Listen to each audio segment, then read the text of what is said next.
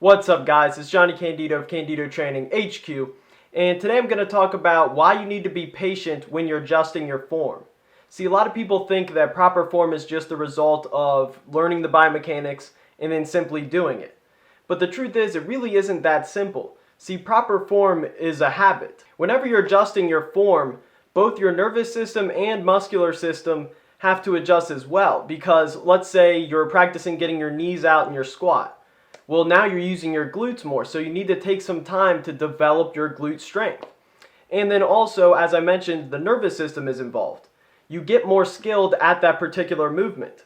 It's just like if someone taught you how to throw a baseball, you might have the biomechanics down perfectly, but you won't be as skilled at that specific movement until you practice and get in a rhythm and your nervous system becomes more efficient. The good news is powerlifting is very basic technique-wise, but if you rush into it and add weight too quickly, you will develop bad habits which can be very hard to break. So this is why anytime you're adjusting your technique, I recommend that you take 3 weeks to a month to adjust your program to accommodate this change. What you want is a higher weekly volume and moderate intensity level to help you adjust your form. Now when it comes to increasing your weekly volume on a particular lift, you can do it one of two ways. You can simply increase the volume per workout, or what you can do is just increase your frequency from week to week. And one of the reasons why I'm talking about this is I myself made this mistake, and you guys probably already know this, that I'm switching to the hybrid style of squatting without Olympic weightlifting shoes, without going ATG, and I kind of rushed into it a bit. You can see I did 485 for 3, and I really found out I was just increasing the weight too quickly. So I'm taking a step back, giving myself time for this transition. And what I'm probably going to do is increase the per workout volume, do 3 straight working sets rather than just 1, and really just work my way up into being efficient in that specific movement. And this topic is relevant to 2 questions I've been asked. And the first one is whether or not it's acceptable to use a rounded back when performing stiff-legged deadlifts. And I read an article where it says how it's acceptable as long as you're using light weights and that it can help train your spinal erectors.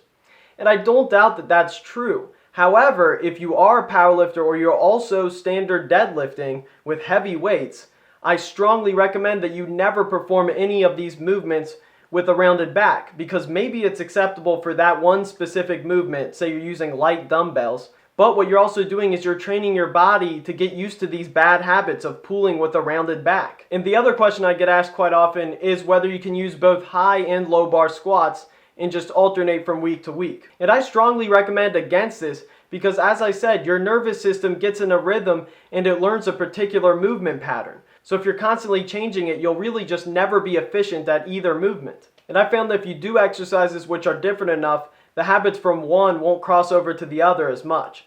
So instead of doing low bar squats and high bar squats, if you do low bar squats and then front squats, that'll typically be an easier combination to handle. And one last point, people often ask me, how do I prevent my lower back from rounding when I'm deadlifting?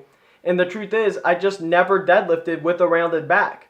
So I honestly don't even know what it feels like. And when I go to failure on deadlifts, I just stop when I've stopped using good form and I just don't continue. I've trained my body to just completely stop and I don't even notice it. So it really just needs to become an automatic reflex to use good form all the time. So that's it guys, I hope this was helpful. Make sure to like the video, support the channel, subscribe if you haven't already, and thanks for watching guys. Peace!